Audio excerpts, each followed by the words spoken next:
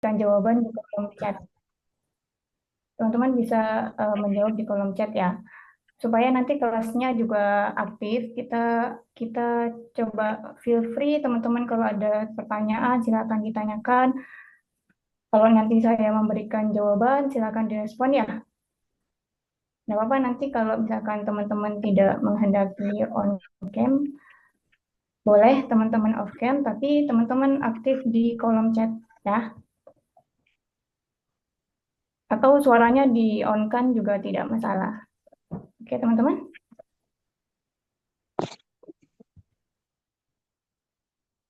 Yang pertama kita akan membahas soal pada tahun yang muncul pada tahun 2023 nomor 44. Saya akan membacakan soalnya dulu, nanti teman-teman saya beri waktu untuk menjawab di kolom chat dalam waktu sekitar 1 menit.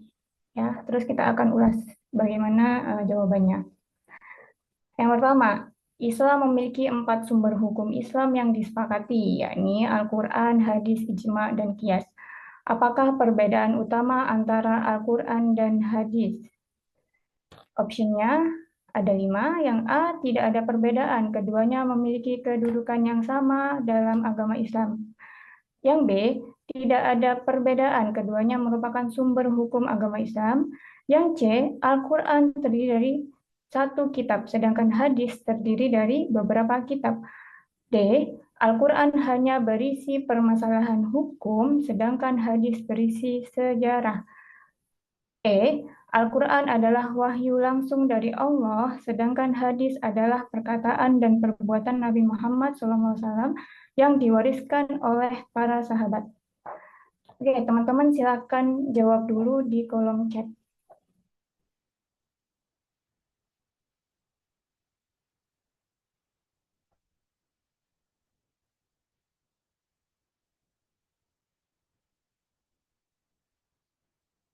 Oke, ada yang jawab selain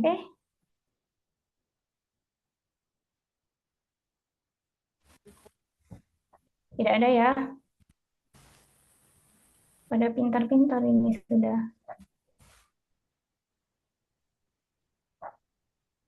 Oke, saya akan memberikan satu tips. Di dalam pertanyaan itu akan ada pernyataan-pernyataan yang bisa menjadi clue untuk teman-teman menjawab. Ya, dalam pertanyaan ada pernyataan-pernyataan yang bisa membantu teman-teman dalam menjawab pertanyaannya. Nah, di sini sudah dijelaskan tuh ada 4 sumber hukum Islam, yaitu Al-Quran, hadis, ijma, dan qiyas. Apakah perbedaan utama? Yang ditanyakan apakah perbedaan utama? Poin A dan B, jawabannya tidak ada perbedaan, tidak ada perbedaan. Ini jelas salah, ya kan? Karena di pertanyaan sudah jelas apakah perbedaan utamanya, gitu. Nah, poin C, Al-Quran terdiri dari 1 kitab, sedangkan hadis terdiri dari beberapa kitab. Ini kurang tepat. Yang D, Al-Quran hanya berisi permasalahan hukum. Tidak, Al-Quran berisi banyak hal, banyak kasus, tidak hanya hukum, tapi juga norma-norma terkait dengan ibadah, terkait dengan sosial, keyakinan, teologis, dan sebagainya. Apakah hadis juga hanya berisi sejarah? Tidak. Al-Quran dan hadis itu isinya juga beragam, gitu. Tidak hanya satu permasalahan ini saja. Nah, yang poin E ini adalah jawaban yang paling tepat dari 5 option ini. Itu Al-Quran adalah wahyu langsung dari Allah, sedangkan hadis adalah perkataan dan perbuatan Nabi Muhammad yang diwariskan oleh para sahabat. Nah, teman-teman apakah tahu apa itu ijma dan qiyas? Ada yang tahu nggak? Ada yang tahu? Ada yang bisa menjawab? Apa itu ijma dan qiyas? Ada yang bisa menjawab dalam kolom chat mungkin?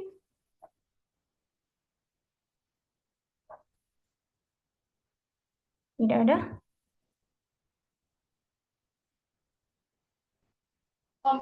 Oke, ada? Coba Hasna, Aufa, mau nyoba jawab? Kenapa, Kak? Mau nyoba jawab apa itu perbedaan antara kias dan ijma?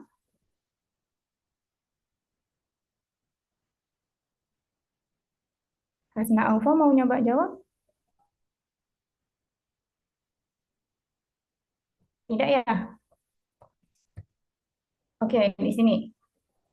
Nanti mungkin karena kan pertanyaan-pertanyaan nanti akan beragam ya. Jadi tidak hanya oh Hasna baru gabung baik.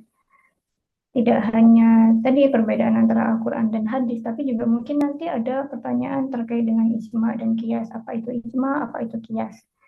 Ya, di sini saya memberikan sedikit uraian terkait dengan apa itu kias, apa itu ijma. Ya, kalau tadi sudah bisa membedakan antara Al-Quran dan hadis ya.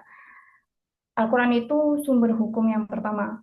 Jadi kalau ada problematika dalam segala hal dalam kehidupan, dalam berkeyakinan, dalam ibadah, kita harus mengacu pada sumber hukum yang pertama, yakni Al-Quran.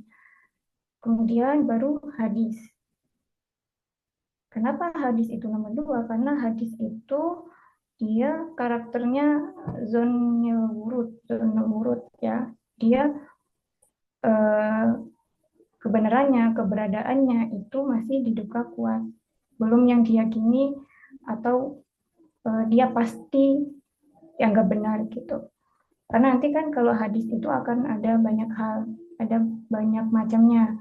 Ada hadis yang dia mutawatir, ada hadis yang dia itu um, hadis palsu juga ada, doif, yang hadis yang lemah juga ada. Nah, karena beragam macam hadis itulah dia diposisikan di nomor dua.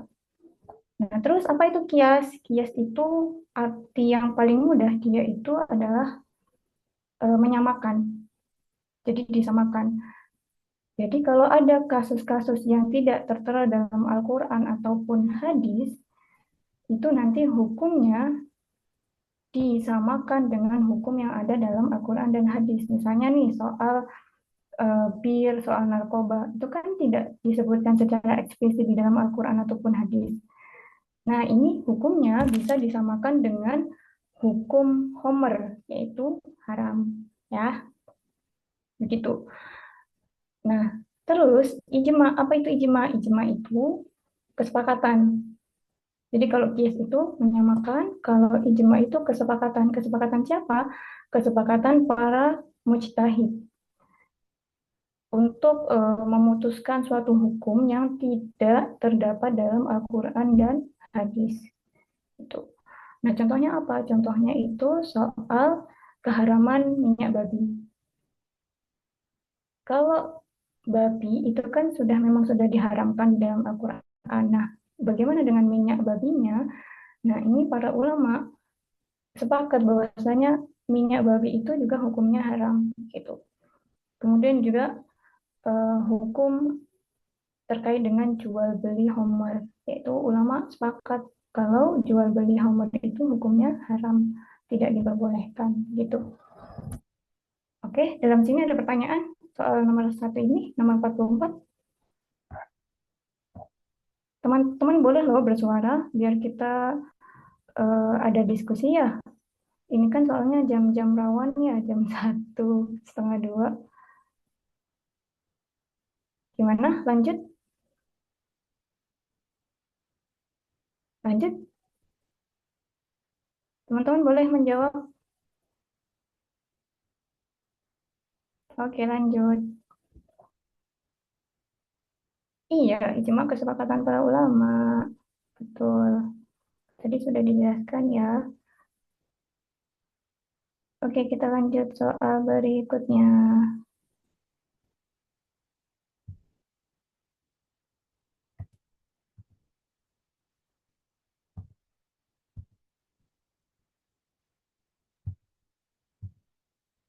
Nih, dalam Quran surat Al-Ma'un ayat 4 sampai 5, Allah mengancam orang-orang yang lalai dalam melaksanakan sholatnya. Apa maksud lalai dalam ayat tersebut? Optionnya yang A, lalai akan rukun sholat, yang B, lalai akan syarat-syarat wajib sholat, yang C, lalai akan ketentuan-ketentuannya, D, lalai akan waktu, maksud, dan tujuan sholat, E, lalai akan waktu sholat. Silakan, coba dijawab dulu. Semua hafal ya Al-Ma'un ayat 4 sampai 5? Adakah yang belum hafal?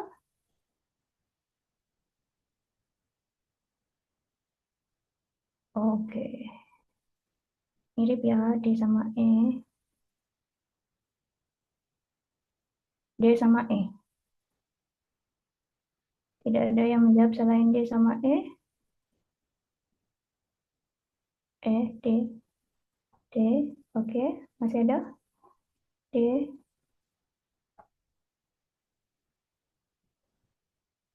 Ada yang bisa membunyikan Al-Ma'un ayat 4 sampai 5?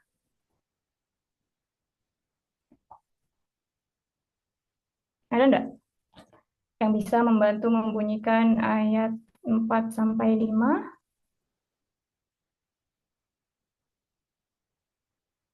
Atau kita mau bahas langsung?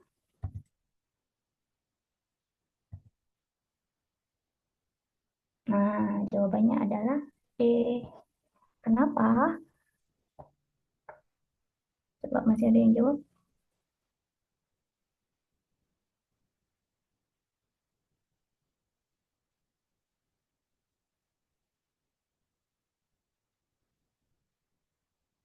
Oke, jawabannya D ya.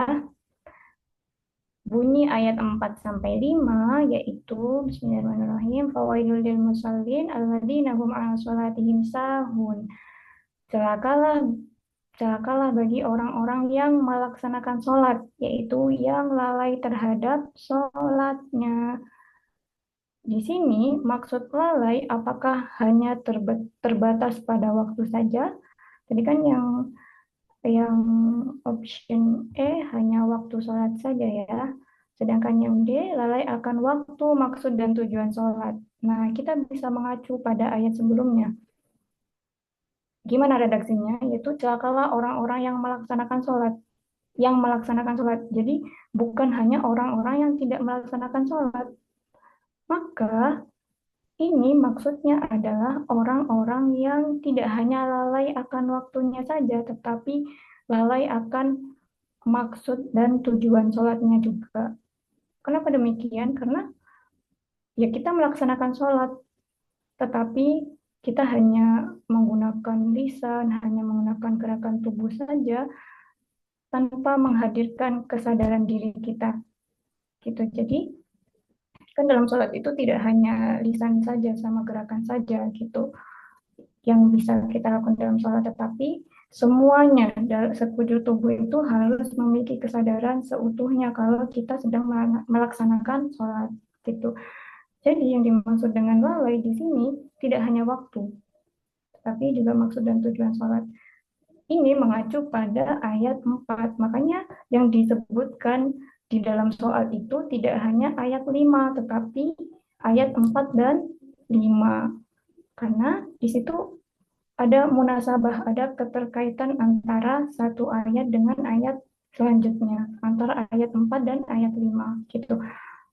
Kalau hanya ayat 5 tidak dijelaskan sebelumnya siapa yang celaka dalam hal ini, maka mungkin kita bisa menjawab yang lalai itu maksudnya adalah lalai dalam hal waktu sholat. Kita lalai nih melaksanakan sholat, waktunya agak diundur-undur atau udah waktunya lewat, kita belum sholat. Nah, itu. Tetapi di sini karena ayat sebelumnya itu ada eh, redaksi yang menjelaskan secara eksplisit, maka jawabannya tidak hanya waktu. Begitu. Oke, ada pertanyaan?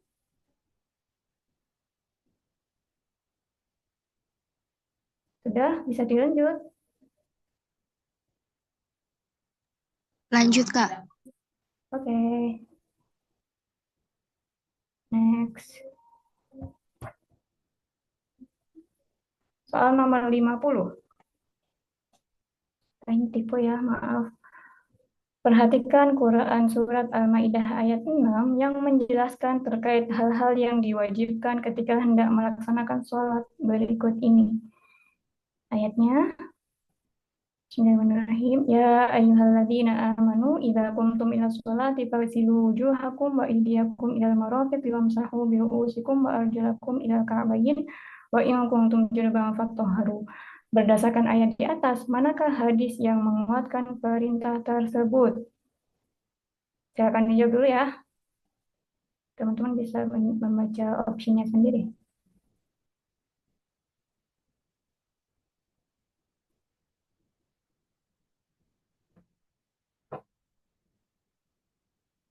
Oke. A, A,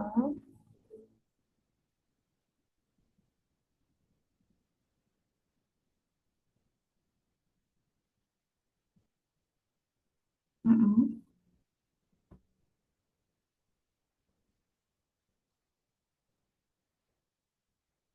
Teman-teman sudah tahu artinya ya? Atau sudah punya trik sendiri? Bisa direspon.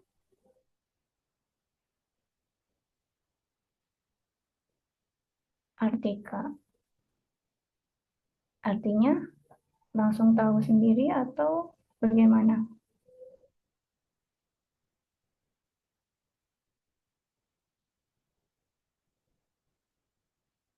Pada pasti ya bahasa Arabnya ya.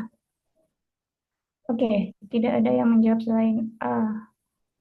Semua jawaban teman-teman benar. Saya mengingatkan lagi ya, tadi ada tips sedikit. Hmm, kalau di dalam pertanyaan akan ada pernyataan-pernyataan yang membantu teman-teman untuk menjawab pertanyaannya.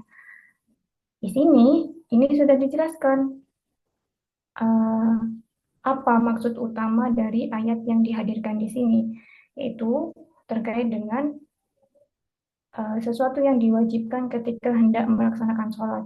Jadi apa? Apa tuh yang harus dilaksanakan sebelum sholat? Misalkan memang sudah mentok nih, nggak tahu artinya dari surat yang dihadirkan, baca pertanyaannya dengan jernih, dengan sangat jeli, nanti kemudian kaitkan, ya pikirkan dengan baik-baik. Kayak ini tadi, misalkan nih, misalkan teman-teman nggak tahu artinya ya, apa yang diwajibkan ketika hendak melaksanakan sholat? Pasti kan wudhu ya, gitu. Nah, nanti cari optionnya yang di situ ada kata-kata wudhunya, gitu. Saya kira pasti di optionnya itu jawabannya hanya satu. Karena nanti kalau misalkan ada wudhu dua, itu mempersulitkan. Makanya saya yakin kalau nanti kata itu hanya ada satu dalam optionnya. Seperti ini, wudhu. Wudhu di sini kan hanya ada satu di optionnya A. Begitu, ya. Oh, teman-teman bagaimana biasanya menjawab kalau tidak tahu artinya begitu? Atau di sini pada pernah dapat pelatihan yang kayak gitu? Atau di sini pada hafid-hafidah ya, yang pada hafal insting Kak? Ya, memang harus instingnya harus kuat ya. Instingnya harus kuat dalam menjawab pertanyaan-pertanyaan ini. Kebanyakan baca kitab. Ini pada lulusan pondok ya? Atau bagaimana? Targetnya mau masuk PTKIN mana aja? Oh, pada lulusan pondok. Jadi kalau lulusan pondok ini gampang ya. Aku SMK. Nah, kalau dari SMK nih gimana? Tips menjawab pertanyaan yang ada bahasa Arabnya atau udah lancar ya? Ada yang dari SMA sesuai kata hati aja Kak. Tapi tadi benar sesuai kata hati. Berarti hatinya bersih jernih ya. Oke, sudah. Gimana ini? Lanjut. Bunda pesantren. Nah, ini ya. Ini tadi yang sudah saya jelaskan. Kalau artinya kan memang dia itu menjelaskan tentang tata cara wudhu ya. Itu, wahai orang-orang yang beriman, apabila kamu hendak melaksanakan sholat, maka basuhlah wajahmu dan tanganmu sampai ke siku. Dan sapulah kepalamu dan basuh kedua kakimu sampai ke kedua mata kaki. Jika kamu junub, maka mandilah. Gitu. Sudah jelas ya?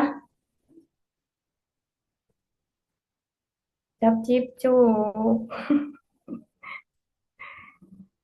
Oke, lanjut ke soal berikutnya. Nah, ini.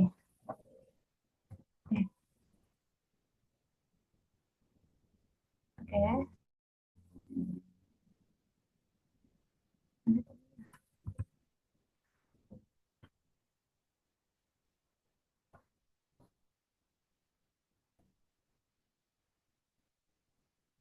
Dalam Islam, menjaga relasi sosial adalah perkara yang penting. Beberapa ayat Al-Quran memberikan panduan tentang kewajiban seorang Muslim untuk berlaku adil. Di bawah ini, mana ayat yang paling sesuai dengan tanggung jawab sosial menurut ajaran Islam? Oke, silakan dijawab dulu ya. Tidak perlu dibacakan tuh optionnya.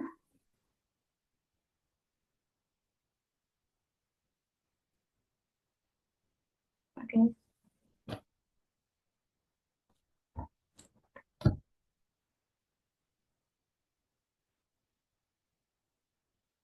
A, pada jawab A. A, kalau nggak salah, kenapa tidak yakin?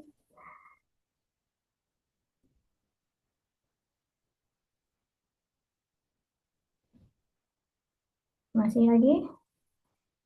Apa sudah semua? Belum? Yang lain? Lalu yang lain?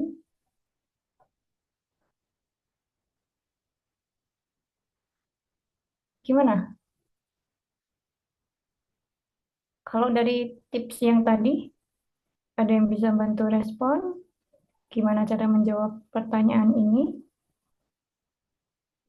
Misal teman-teman tidak tahu artinya sama sekali dari option-optionnya, bagaimana triknya?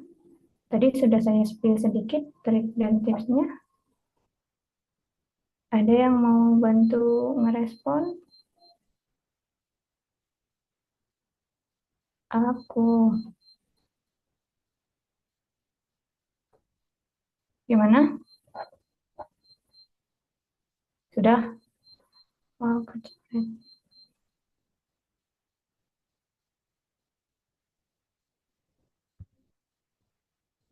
Oke, jawabannya yang A. Teman-teman betul semua. Tips yang paling mudah di sini. Tadi pahami betul soalnya ya. Dalam pertanyaan ada pernyataan. Di sini yang paling harus digarisbawahi yaitu perihal kewajiban seorang muslim untuk berlaku adil. Kata adil. Adil itu dalam bahasa Arab apa coba? Kalau adil apa dalam bahasa Arab? Adil dalam bahasa Arab coba ditulis. Banyak yang dari pesantren tadi ya. Adil dalam bahasa Arab bagaimana?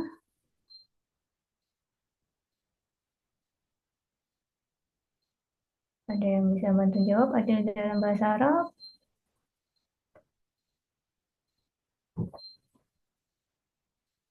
Tidak ada. Adil dalam bahasa Arab itu adalah adil. Sama. Kata asal katanya sama ya. Hurufnya ada tiga. Ain, dal, lam. Jadi kalau teman-teman sangat-sangat terpaksa karena tidak tahu maknanya dari option yang berbahasa Arab ini, teman-teman tinggal nyari itu. Mana yang dalam optionnya itu ada kata-kata adilnya. Nah, dari lima ini, mana aja yang ada kata adilnya?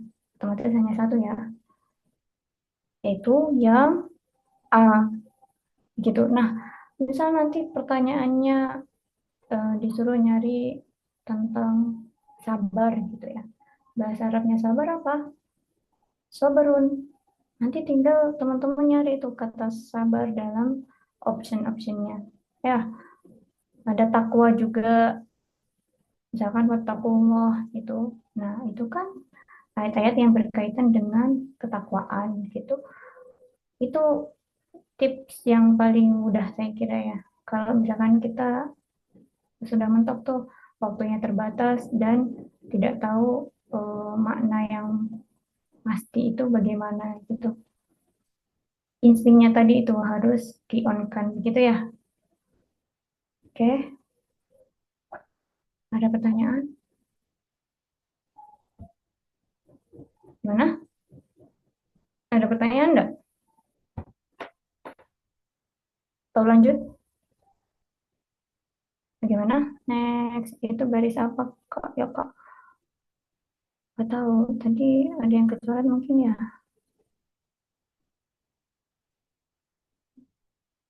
Oke, nah ini tadi ya. Nih, di antara kitab-kitab berikut, manakah yang termasuk kitab hadis sahih yang disepakati sebagai bagian dari kutubus sittah atau 6 kitab hadis utama? Nah, ini nih pelakunya yang coret-coret Vivo, warna merah. Nah, kasih. Yang A, Sunan Ibnu Majah, yang B, Musnad Ahmad, yang C, Muwatta Malik, yang D, Musnad Asy-Syafi'i, yang E, Musnad Al-Maliki. Silakan dijawab dulu.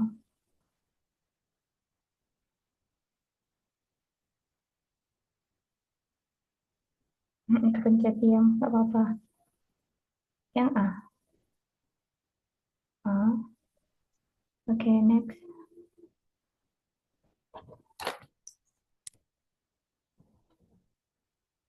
Masih A. Adakah yang jawab selain A? Kenapa A semua?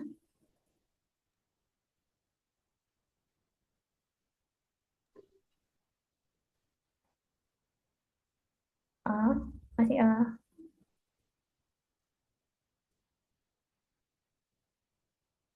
Oke, udah kita lihat ya jawabannya. Nah, tuh jawabannya A. Namanya kan Kutubus Sitah. Sitah itu 6. Jadi ada 6 kitab yang diakui oleh mayoritas ulama sebagai referensi utama dalam studi hadis ya. Nah, apa aja itu? Ada Sahih Bukhari, Muslim, Abu Dawud, Tirmidzi, Nasai, Ibnu Majah. Nama-nama ini, nama-nama ini, nama-nama kitabnya itu sesuai dengan nama pengarangnya. Misalnya nih, Sahih Bukhari, itu kitab yang disusun oleh Imam Bukhari. Kenapa disebut Bukhari? Karena ya penyusunnya namanya Imam Bukhari gitu. Nah, kitab ini berisi atau dianggap sebagai kitab hadis yang paling sahih dalam Islam. Ada Sahih Muslim, siapa pengarangnya? Imam Muslim gitu.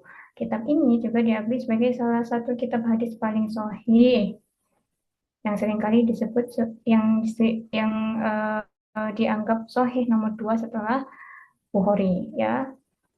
Dan selanjutnya ada Abu Dawud. Kitab ini fokus pada hadis-hadis yang berkaitan dengan hukum Islam atau fikih. Sunan Tirmizi, kitab yang mengandung hadis-hadis dengan penjelasan terkait tingkat keabsahan dan kritik atas matan dan sanad.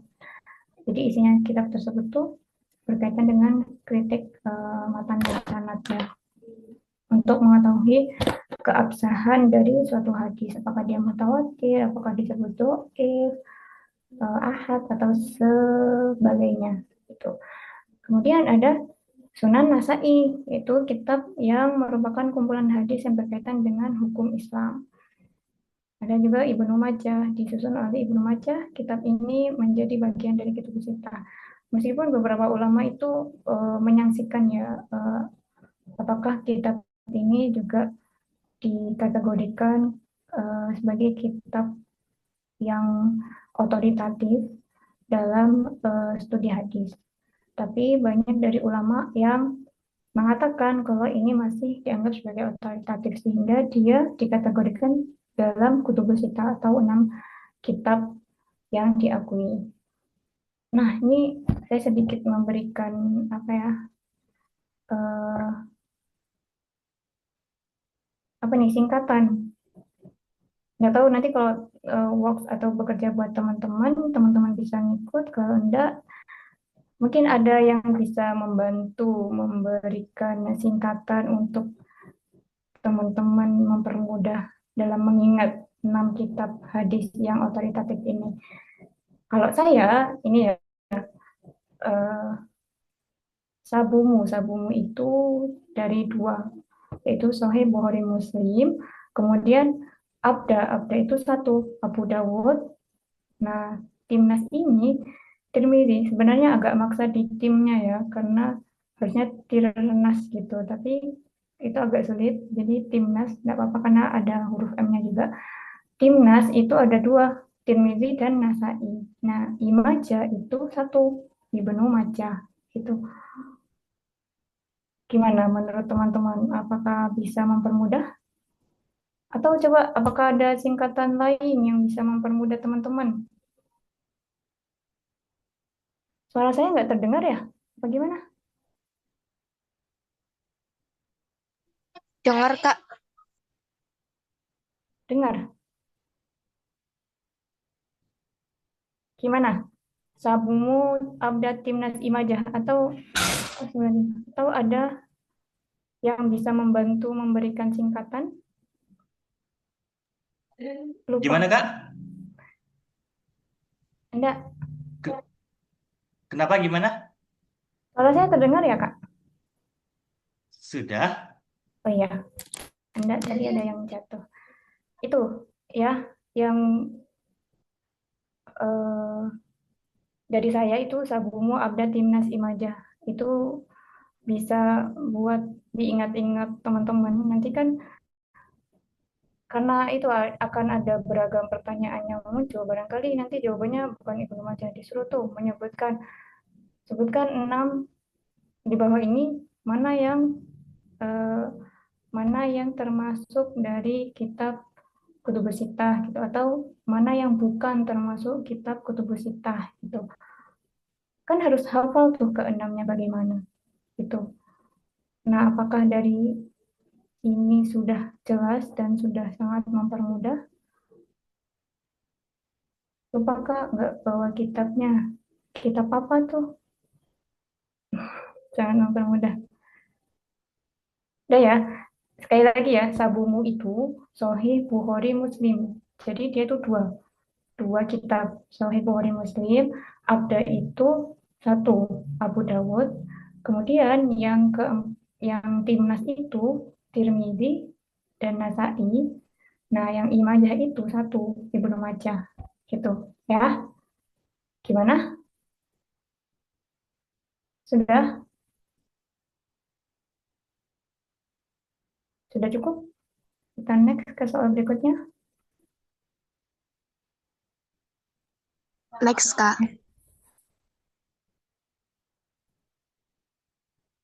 Tidak ada yang mau soal on suara gitu, kita diskusi barangkali biar kelasnya hidup.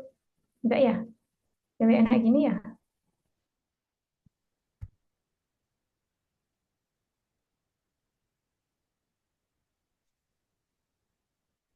Oke,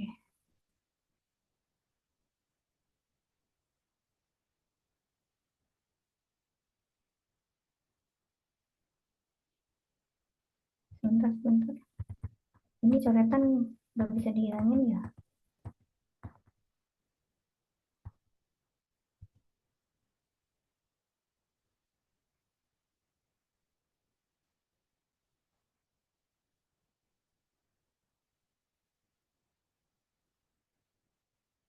Yang dibahas nanti ada 10 soal.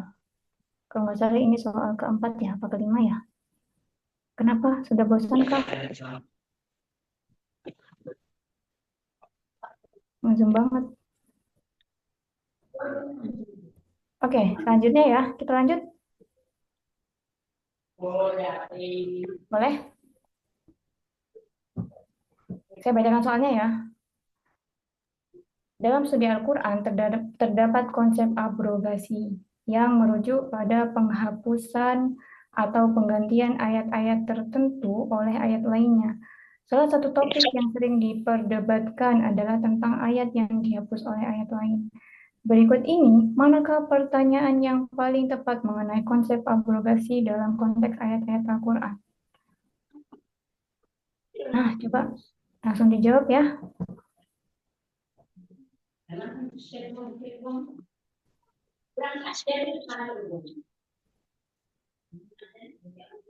Bisa langsung dijawab.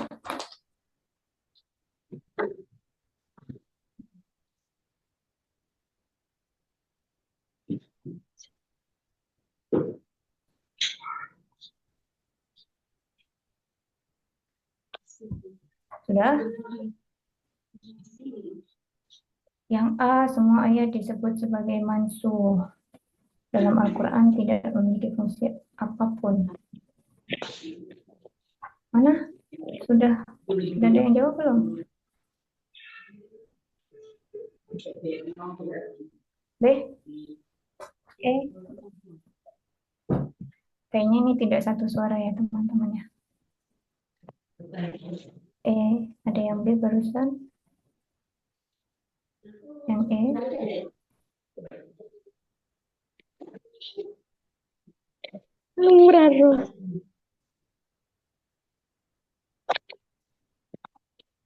Dian Ali menjawab B. Kenapa kira-kira kok jawabannya B? Mana Dian Ali?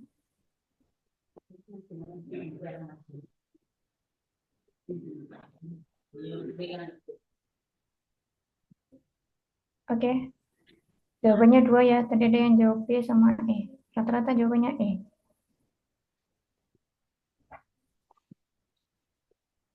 Udah ya. Nah, abrogasi itu apa? Teman-teman tahu maknanya abrogasi? Abrogasi itu kalau dalam ulumul Quran itu disebut sebagai nasi mansuh gitu ya. Cuma kalau abrogasi itu dia bahasa yang lebih kontemporer. Nah, dia itu adalah proses di mana suatu ayat Al-Quran menggantikan atau menghapus dari ayat lainnya. Yang dihapus di sini, jadi yang dihapus di sini itu bukan letter ayatnya, tetapi hukumnya, ya.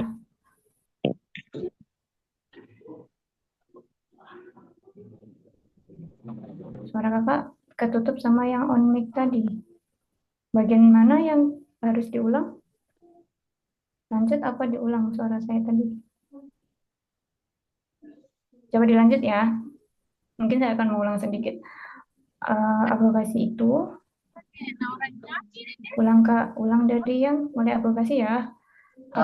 Itu adalah bahasa kontemporer dari nasih mansuh. Kalau dari pesantren sepertinya akan sangat paham apa itu nasih mansuh. Cuma pakai kata aplikasi.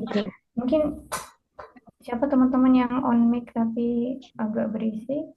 Coba saya Coba. Dian Kailina, mohon maaf. Bisa Dian Kailina, mohon maaf bisa di mute dulu suaranya. Gila, baik itu begini.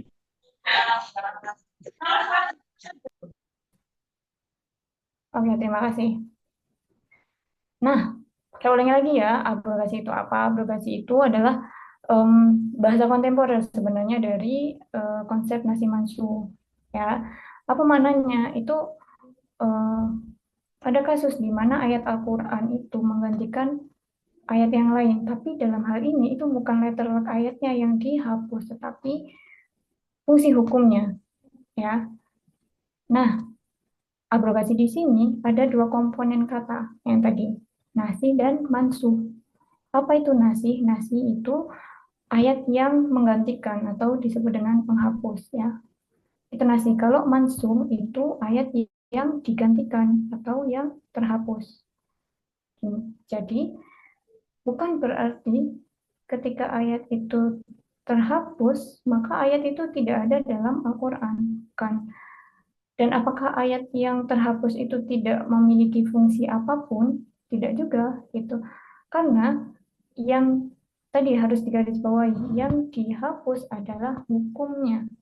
Jadi bukan ayat, kan ayat Al-Quran itu diturunkan sesuai dengan konteksnya. Konteks yang melitari kebutuhan umat saat itu bagaimana gitu. Jadi eh, ayat yang terhapus tadi itu masih bisa digunakan dalam hal apa? Kita mengetahui konteks historis dari penurunan ayat. Kita bisa mengetahui dan paham akan ayat-ayat tersebut. Bagaimana waktu diturunkan. Nah, itu berkaitan dengan konteks-konteks historis diturunkannya ayat Al-Quran. Jadi tetap ada fungsinya, tetapi dalam hal hukum dia tidak digunakan lagi. Gitu. Karena kan ya ayat Al-Quran kan turun dalam proses yang panjang. Nah itu kan menyesuaikan dengan em, kebutuhan masyarakat, kebutuhan zaman waktu itu.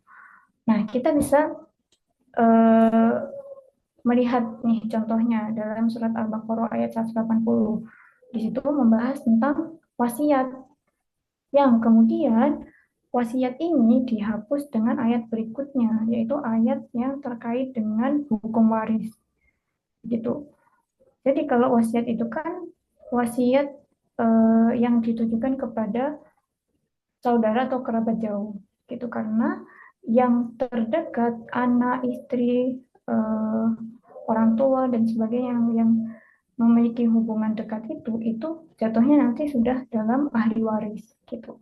Jadi bukan lagi mereka mendapatkan wasiat, tetapi dia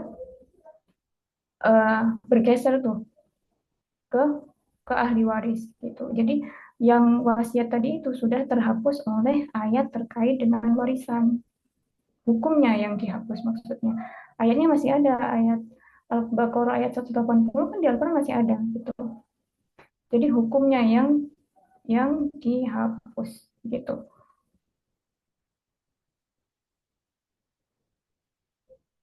Ya, betul. Mansuh dia yang digantikan gitu. Ada lagi pertanyaannya? Jadi ayat yang datang duluan itu dihapus hukumnya secara hukum ya. Substansinya yang dihapus tuh bukan letterlet ayatnya gitu. Jadi keberadaan ayatnya masih ada, cuma fungsi hukumnya yang tidak berlaku lagi gitu. Ya, itu harus diingat-ingat. Sudah bisa lanjut? Bisa lanjut? Lanjut. Oke.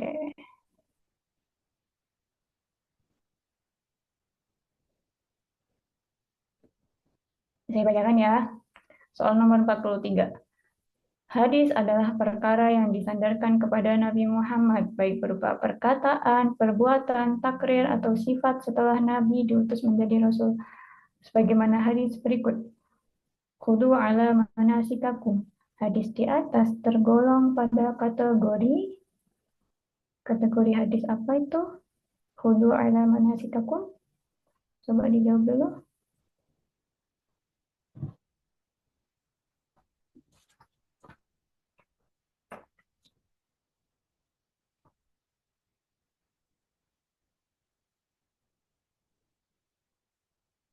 C.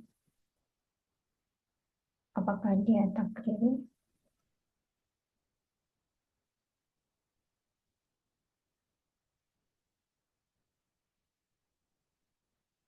Yang lain?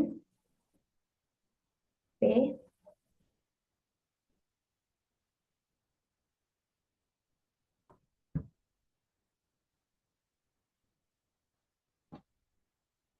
B.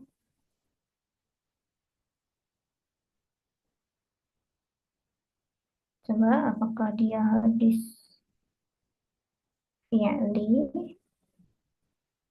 atau takriri? Tadi ada yang jawab C, atau justru dia qauli.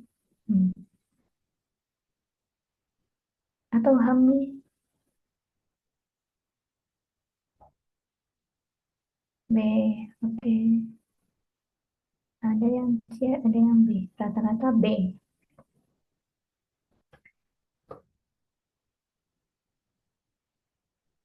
Sudah semua? Ada yang bisa bantu jawab nggak? Itu hadis tentang apa? Khudu ala manasikakum.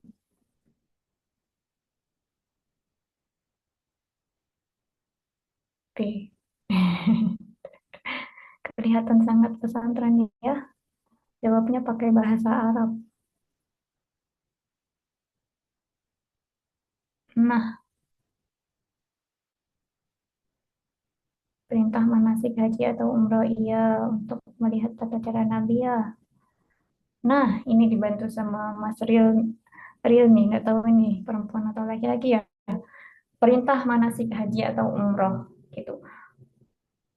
Ambillah dariku tata cara manasik gitu kan. Nah, kalau ada perintah manasik haji itu berarti kategori apa? Apakah dia kategori perkataan, perbuatan, persetujuan, hamli, ihwali? Rata-rata teman-teman menjawab B, perbuatan. Tadi ada yang menjawab C, tidak ya, tidak persetujuan itu, tapi dia termasuk perbuatan. Kita lihat. Hmm. Nah, itu. Tadi kan yang ditanyakan apa hadisnya. Maksudnya dia kategori hadis apa begitu. Kalau misalkan nanti ada pertanyaan hadis yang lain, misalkan qauli, takriri. Nah, tadi ada kan yang jawab takriri ya. Di sini takriri ini teman-teman bisa menyimak. Takriri itu hadis yang berupa persetujuan. Tadi kan persetujuan ya makna takriri itu. Atau pengesahan Nabi Muhammad terhadap tindakan atau perkataan para sahabatnya. Gitu. Nah, ada kisah itu atau untuk memberikan hukum terhadap dap, hewan dap itu biawak gurun. Maaf itu tipe ya guruk biawak gurun ya. Apa hukumnya? Nah, di sini itu dijelaskan kalau Nabi itu tidak mau makan karena dianggap menjijikkan dan tidak ada di tempatnya gitu. Tetapi ketika sahabat itu makan, Nabi tidak melarang, Nabi hanya melihat. Berarti di situ hukum memakan daging itu dianggap boleh gitu. Nah, ini masuk dalam kategori hadis takriri atau persetujuan. Nah, kalau perkataan atau koli, ya udah Nabi berkata terkait hal apapun, bukan dalam hal perbuatan atau perintah untuk mengikuti apa yang dilakukan, misalkan dalam sholat, gerakan-gerakan sholat. Nah, itu berarti termasuk qauli atau perkataan. Nah, di sini contohnya ada banyak sebenarnya, tapi saya menyantumkan hadis tentang keutamaan belajar. Khairukum man ta'allama al-Qur'an wa 'allamahu. Jadi, ini terkait dengan belajar dan mengajarkan Al-Quran. Gitu.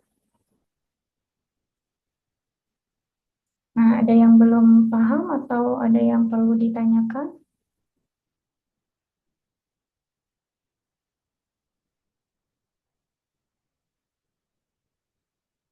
Sudah cukup?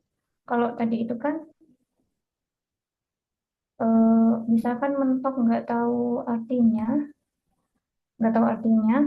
hudu itu kan dia fi'il amar ya, hudu.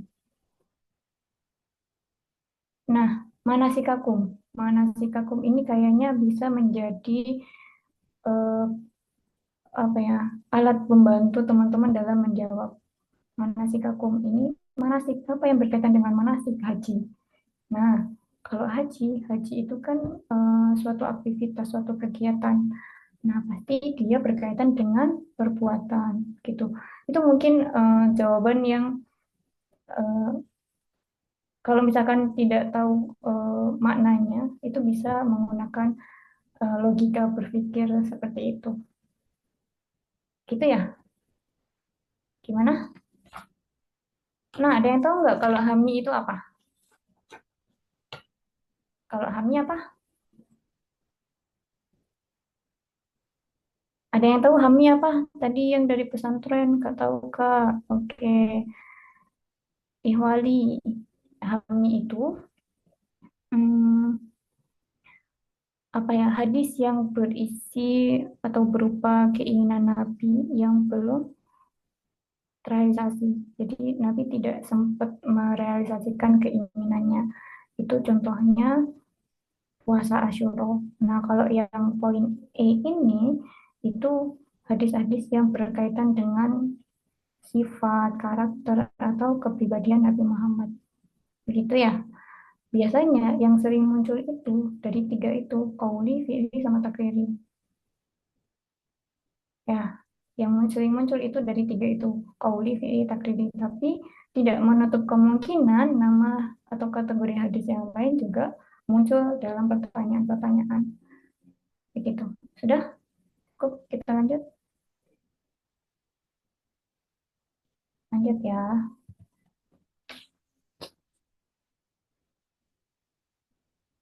Oke, nomor 46. Perhatikan Quran Surat An-Nisa ayat 1 berikut ini. Teman-teman bisa baca sendiri ya. Nah, berdasarkan ayat di atas, relasi laki-laki dan perempuan seringkali dipahami bersifat superior-inferior, di mana dalam penafsiran normatif, perempuan dianggap inferior. Inferior itu yang dia posisi rendah, kalau superior dia posisinya di atas.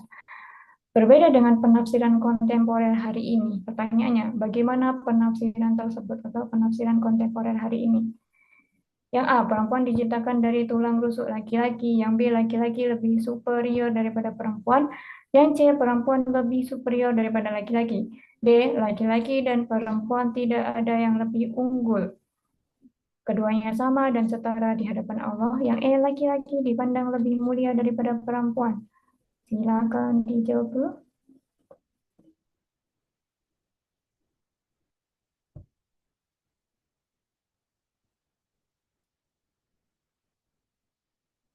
D, rata-rata D ya jawabannya.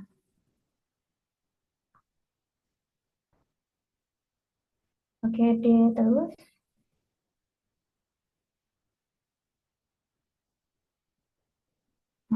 D, masih lanjut D. Masih sedikit yang jawab. D,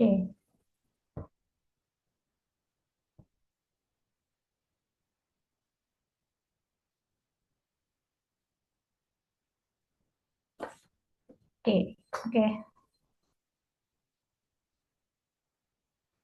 oke, bagus sekali.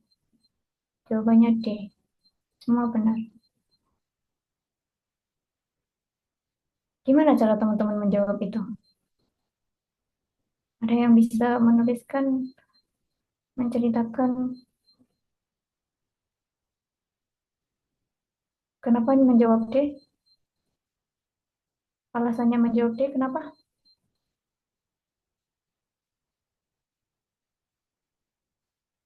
Ada? Oke, sambil sambil diketik ya, barangkali ada yang mau jawab. Nggak apa-apa lo bebas. Kita kita pakai logika Kak, kalau aku hehehe. Kita bebas ya mau mau ngetik di situ jawabannya. Kenapa teman-teman bisa jawab D dan kenapa bukan D gitu. Teman-teman bisa ngetik bebas di kolom chat ya. Nah, tadi kita bisa memahami, kita bisa menemukan jawaban ketika kita jeli dengan pertanyaannya. Meskipun toh nanti kita nggak paham tuh. Cari yang ada lafaz Allahnya, Kak. Nah, hadapan Allah. Biasanya panjang teksnya itu jawabannya. Oh iya. Nah, kalau di sini, kalau kita pakai logika kritis ya, eh, ini kan diminta penafsiran yang lain gitu daripada penafsiran yang sudah ada. Penafsiran yang sebelumnya itu kan sifatnya normatif. Nah, teman-teman diminta untuk menunjukkan bagaimana penafsiran yang kontemporer tuh yang hari ini tuh yang tidak bias gender gitu lah ibaratnya. Nah, yang penafsiran sebelumnya itu kan ada diskriminasi gender tuh, yaitu laki-laki dianggap superior, sedangkan yang perempuan itu dianggap inferior gitu. Nah, para feminis atau penafsiran kontemporer hari ini itu menolak penafsiran-penafsiran tersebut, maka jawaban yang paling mudah itu kita nyari option yang jawabannya itu berbeda daripada yang lainnya. Nah, kalau yang poin A, perempuan diciptakan dari tulang rusuk laki-laki. Ini kan masih ada diskriminasi gender ya, gitu. Nanti dianggapnya laki-laki yang superior karena perempuan loh diciptakan dari tulang rusuk laki-laki. Gitu. Jadi yang paling utama adalah laki-laki. Ini kan masih penafsiran sebelumnya gitu, yang dia mengandung bias-bias gender. Yang B, laki-laki lebih superior daripada perempuan, sama saja. Yang C, perempuan lebih superior daripada laki-laki. Yang D, laki-laki dan perempuan tidak ada yang lebih unggul, keduanya sama dan setara di hadapan Allah. Yang E, laki-laki dipandang lebih mulia daripada perempuan. Nah, ini masih masih ada bias gendernya. Maka benar pilihannya teman-teman yang D. Kita harus mencari jawaban yang paling berbeda dari yang lainnya. Atau yang diminta tadi kan memang yang penafsiran yang kontemporer yang berbeda dengan penafsiran yang sebelumnya gitu. Nah, penafsiran yang sebelumnya itu penafsiran yang mengandung diskriminasi gender, sedangkan yang hari ini tidak gitu. Nah, ini cara menjawab kalau kita tidak tahu betul tuh makna makna Arabnya ini, makna Indonesia dari ayat Al-Qur'annya. Ini kan ya ayuhan nasu taqu rabbakum alladzi khalaqakum min nafsin wahidah. Artinya kan eh, Allah itu menciptakan dari ya ayuhan nasu taqu, orang-orang yang beriman, manusia itu diciptakan dari nafsun wahid. Nafsun wahid itu kalau dalam pemahaman kontemporer bukan diartikan sebagai Nabi Adam atau laki-laki, tetapi di situ adalah satu unsur, ya, satu unsur atau satu entitas dasar yang kemudian akan tercipta manusia dalam jumlah yang banyak, terdiri dari laki-laki dan perempuan, gitu. Jadi pemahaman kontemporer terhadap ayat tersebut tidak lagi mengandung diskriminasi, yang perempuan nanti dianggap rendah sedangkan yang laki-laki dianggap tinggi, lebih tinggi posisinya.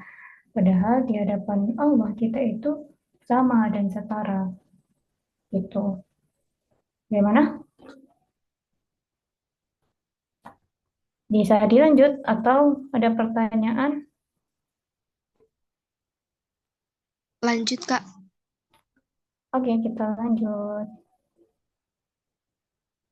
Sering latihan kah teman-teman di sini? Sering latihan atau bagaimana? Sering latihan dari buku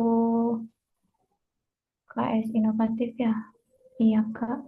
Ini kapan ya ujiannya kira-kira? Aku tanggal 10, Kak. Nanti hari Selasa. Oh, pilih mana? Univ mana? Win Wali Songo. Jurusannya? Doain aja Kak, semoga yang terbaik nanti yang keterima. Amin ya Allah, mari kita aminkan bareng-bareng ya. Semoga hajat teman-teman ini dikabul oleh Allah ya. Nanti pas ujian dipermudah. Kalau Amin, terima kasih Kak doanya. kalau teman-teman sering latihan, insya Allah mudah. Hari pertama Kak, aku tanggal 11. Besok Selasa. Cepat ya. Oke, semangat. Kita lanjut. Nanti kita bisa ngobrol di akhir ya. Al-Quran memiliki banyak nama. Udah ada yang jawab. Oke, terima kasih. Apa itu Al-Furqan? Penjelas. Apa jawab penjelas itu?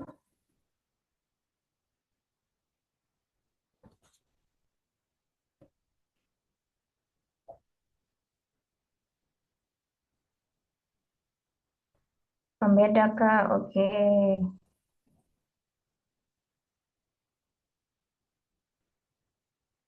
Yang pembeda. C. Tadi ada yang jawab C.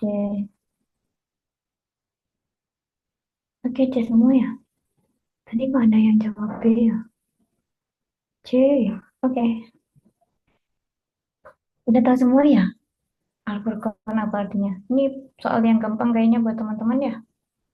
Coba kalau pembenar, pembenar apa bahasa Arabnya? Al-Quran itu kan punya banyak nama ya. Dalam kitabnya Asyuyuti itu, Al-Quran itu memiliki 55 nama. Jadi Al-Quran itu menjelaskan dirinya sendiri dengan berbagai nama. Sampai ada 55 nama. Nah ini satu yang dimunculkan Al-Furqan. Mana Al-Furqan adalah pembeda, benar teman-teman. Oke, pembenar itu Al-Haq. Iya, kalau penjelas, tadi kayaknya ada yang jawab penjelas deh. Kayaknya habis ya. Kalau penjelas apa? Penjelas, ada yang tahu?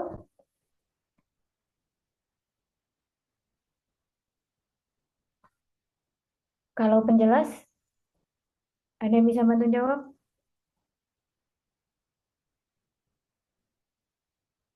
Belum. Petunjuk, petunjuk nih gampang sekali nih. Udah ada? Al-Huda. Tadi kenapa penjelas nggak ada yang jawab? Nah, Al-Bayan. Iya, Mubin. Biasanya itu disebut Al-Mubin juga. Al-Huda. Pedoman. Pedoman nih sama sama seperti petunjuk. Ya, nah itu. Nanti pertanyaan akan beragam. Kan pertanyaannya kan akan beragam ya. Kalau misalkan disuruh disuruh hmm, yang dihadirkan misalkan nih Al-Huda. Kalau di kampus Farko artinya pemisah. Iya, Farkon pemisah. Kalau di sini Furkon. Al-Farku masih dalam satu kata sih, satu derivasi kata ya.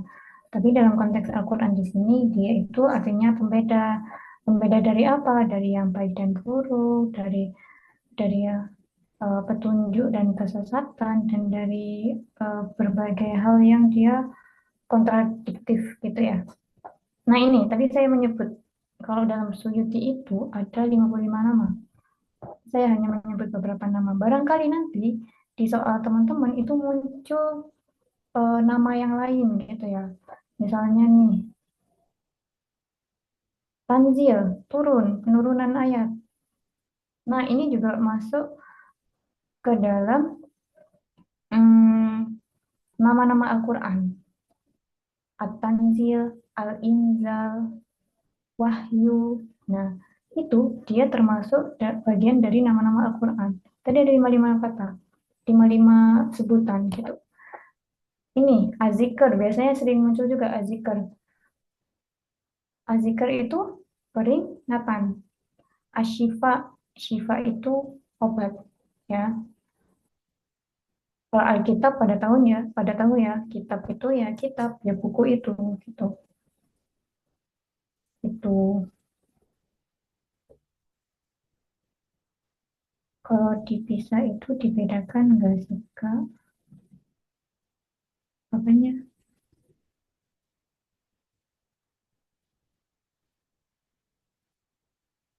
Kalau dipisah itu dibedakan nggak sih, Kak?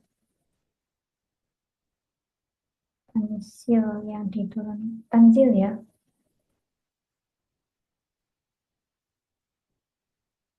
Tanzil dan Inzal. Ya, kan itu salah ketik ya? Yang benar kan Tanzil dan Inzal. Tanzil dan Inzal itu memiliki makna yang sama.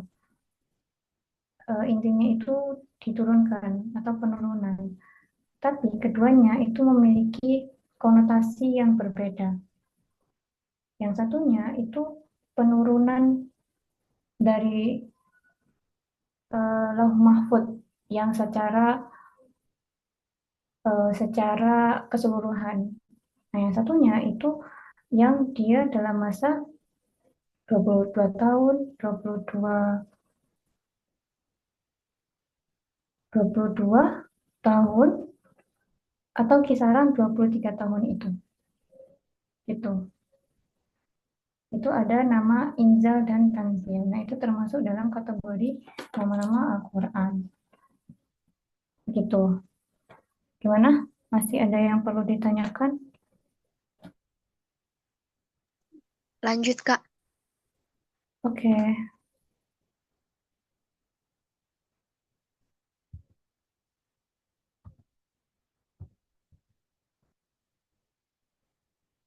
Nomor 48 ya.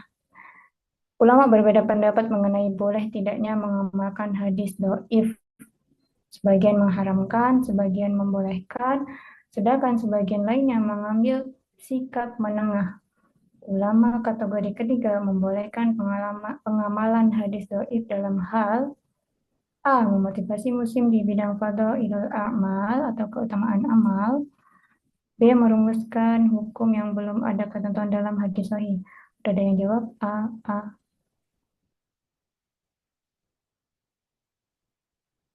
Oke. Yang C. Menambahkan keterangan pada Al-Quran dan hadis. Yang D. Merinci hukum dalam hadis-hadis hasan. Yang E. Bahan berdiskusi mengenai hadis. A, Kak. A, A. Oke. Hadis do'if. Ada beragam hadis ya. Do'if itu hadis yang lemah. Gitu. Jadi kenapa eh, ada ulama yang mengambil sikap tengah dan membolehkan pengamalan hadis do'if? Jawabannya yang lain.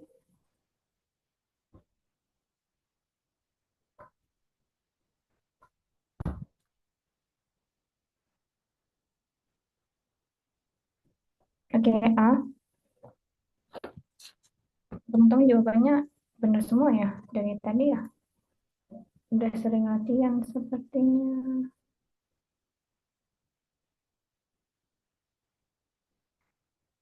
Hadis do'if itu tadi hadis yang dia itu dikatakan lemah karena apa? Karena tidak memenuhi persyaratan dari hadis yang sahih. Misalnya dalam hal apa aja? Dalam hal sanadnya terputus, dia tidak ittisal, tidak nyambung sanadnya itu. Ada sanad yang terputus gitu. Nah, terus di antara periwayat ada yang pendusta atau tidak dikenal. Perawinya itu tidak dobit gitu. Jadi dia dikatakan uh, sebagai hadis yang doif atau hadis yang lemah. Nah, karena dia dianggap sebagai hadis yang lemah, maka hadis itu hanya digunakan sebagai legitimasi kita ketika kita melakukan amal-amal gitu, amal-amal yang baik dari hadis yang sifatnya doif tadi itu. Nah, contohnya di sini itu terkait dengan puasa, ya. Wasaumu nisfus sabri wa tuhuru nisful iman. Puasa itu dianggap sebagai setengah kesabaran dan kesucian itu dianggap setengahnya dari keimanan atau dari iman. Nah, ini bisa kita ambil dalam konteks keutamaan amalnya gitu. Tapi katanya kalau mengamalkannya harus menyebutkan kalau itu hadis dhaif ya. Tapi katanya kalau mengamalkannya harus menyebutkan kalau hadis itu dhaif ya. Sebenarnya apapun yang perbuatan baik, kalaupun tidak ada hadisnya, kalaupun hadisnya itu dianggap dhaif, tidak masalah untuk keutamaan amalnya gitu. Dan kalau mau mengamalkan, apakah kita harus menyebut, oh ini hadisnya dhaif? Ya, kita mengamalkannya untuk keutamaan amal. Tidak harus disebutkan, boleh dijelaskan maksud pertanyaannya lebih detail mungkin? Apa maksud, tapi katanya kalau mengamalkannya harus menyebutkan kalau itu hadis dhaif ya. Atau teman-teman fokus ke pertanyaan-pertanyaan substansial gitu yang akan muncul dalam soal-soal teman-teman. Ya, kalau dalam konteksnya seperti ini, apakah harus menyebut kalau itu hadis dhaif? Itu kan mungkin dalam keseharian kita ya, atau bagaimana?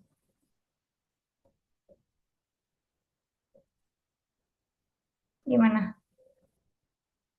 Ini soalnya sudah selesai. Adakah mungkin pertanyaan yang mau diajukan oleh teman-teman? Mana tadi bagian yang teman-teman rasa belum jelas? Atau teman-teman boleh berbagi tips dan trik, boleh berdiskusi, atau feel free teman-teman mau bertanya apa, diskusi apa. Ini waktunya masih kan sampai 15 ya, 15.00. Ini masih 14.49, masih 11 menit lagi. Soalnya udah habis, soalnya hanya 10.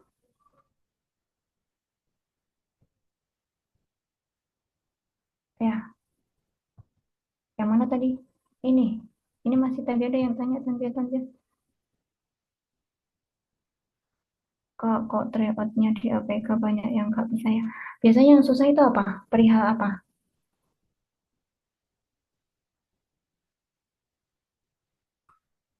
Dian Ali bisa direspon atau teman-teman biasanya kesulitan menjawab itu dalam hal apa? Atau soal-soal yang terkait apa?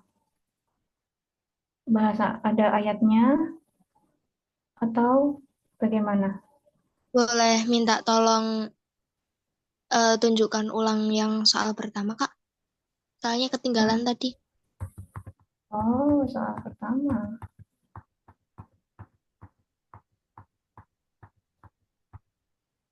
Ini ya, Iya, coba dijawab dulu ya. Atau yang lain sambil ngetik apa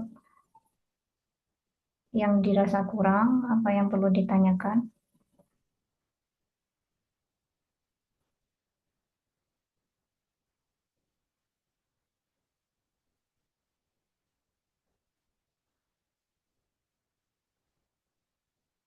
Oh, di aplikasinya.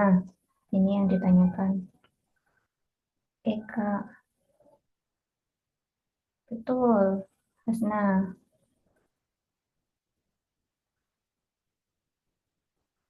Hasna tahu apa perbedaan antara ijma dan kias?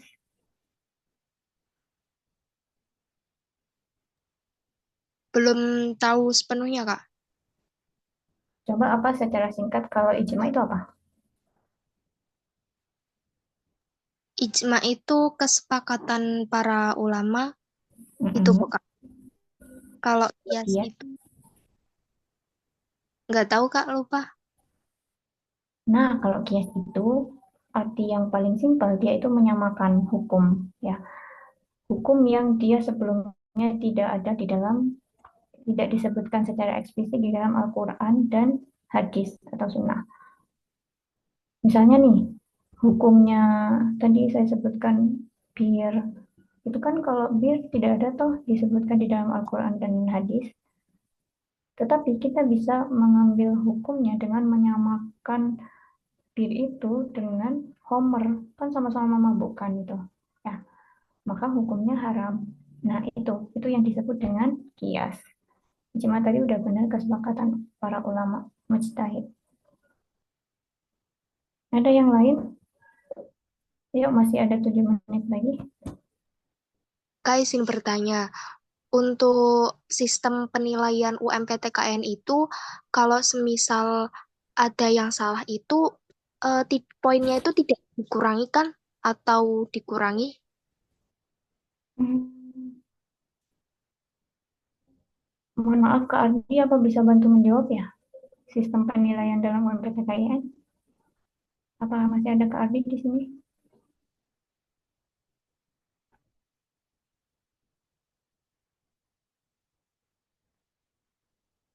Kalau saya sendiri kurang tahu, tapi sebelum sebentar ya.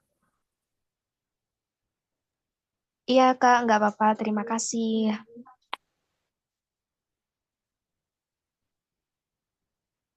Hmm,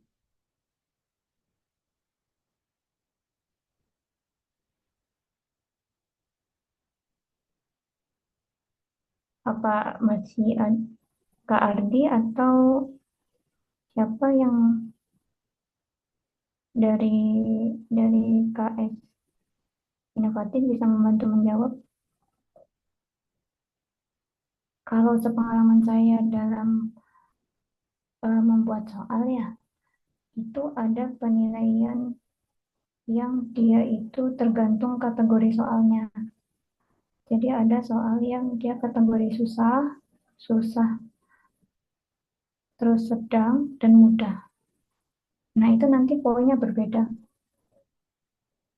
Setahu saya begitu. Tapi kalau salah, sepertinya tidak mendapatkan poin, bukan minus. Kalau minus itu biasanya dalam Olimpiade ya. Tapi kalau sistem penilaian seperti ini, yang saya tahu ya, nanti coba saya konfirmasi dulu ya. Atau nanti biar saya informasikan ke pihak KS-nya biar bisa membantu menjawab itu. Jadi kalau salah ya nol, tetapi nanti dalam penilaian yang lainnya itu tergantung kategori soalnya. Itu apakah dia yang kategori susah, sedang atau mudah begitu. Itu yang saya tahu. Nanti coba saya sampaikan ya. Ada grupnya kan ya?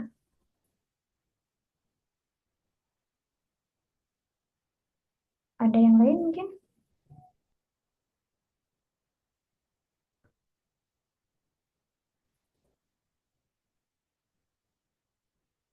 Ada yang lain?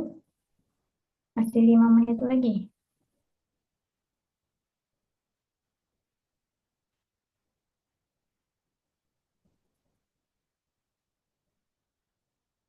Teman-teman rencananya ini bukan rencana ya, memilih univ mana aja.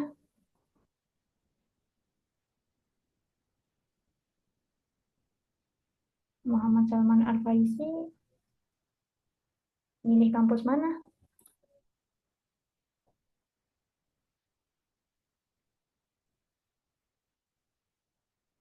Mas Salman milih kampus mana Mas Salman?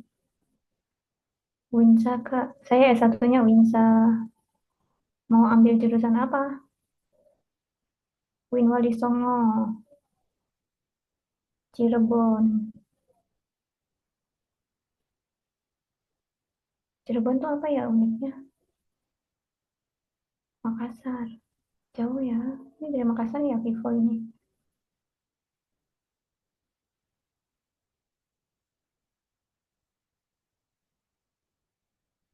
Semoga hasilnya nanti sesuai dengan apa yang diinginkan teman-teman ya.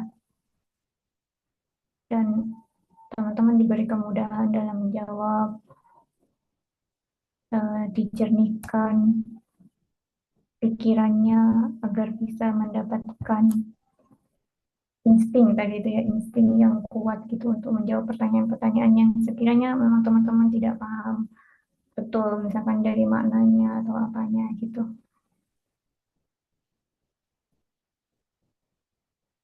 Buat ketentuan pakaiannya nanti gimana ya, Pak? Oh, saya kurang paham ya kalau soal teknis ujiannya.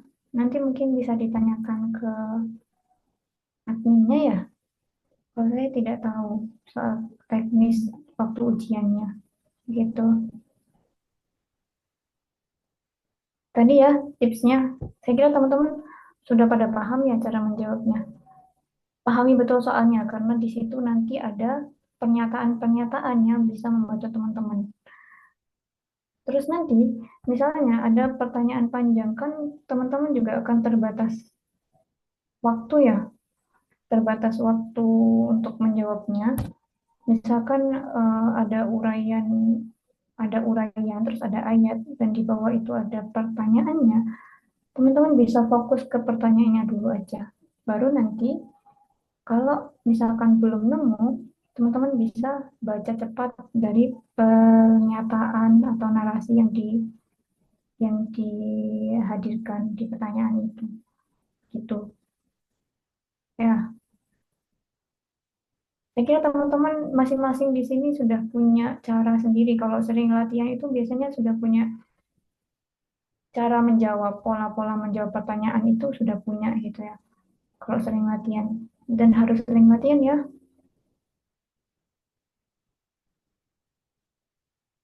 Kak, ini soal yang dibahas soal asli UMTK tahun sebelumnya. Soal-soal yang muncul di tahun 2023, 2024, dan 2025. Tadi itu ya.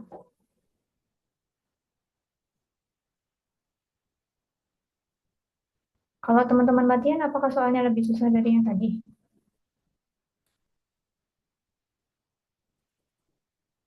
Nanti keluar skornya, Kak. Setelah, setelah selesai, dia akan langsung keluar ya skornya.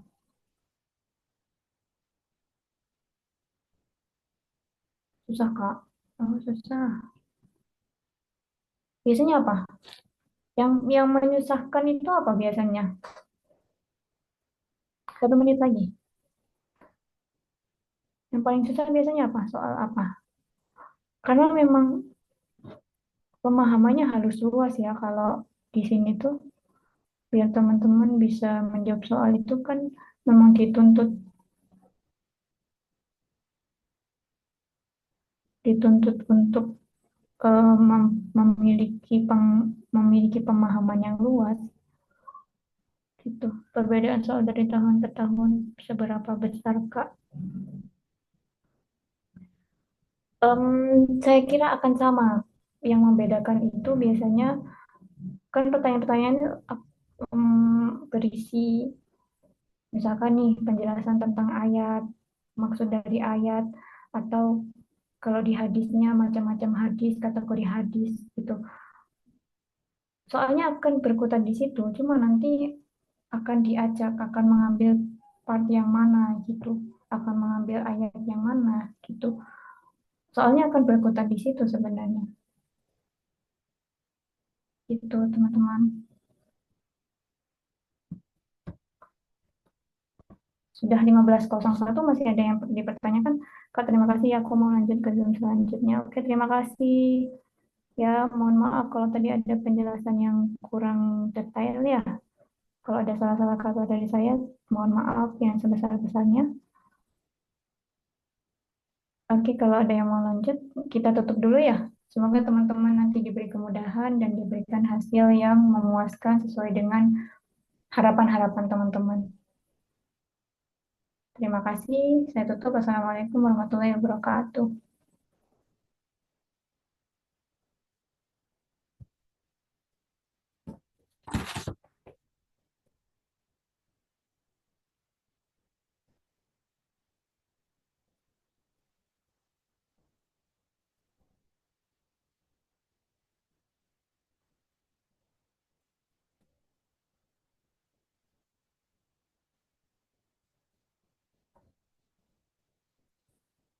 Makasih Kak bimbingannya sama-sama.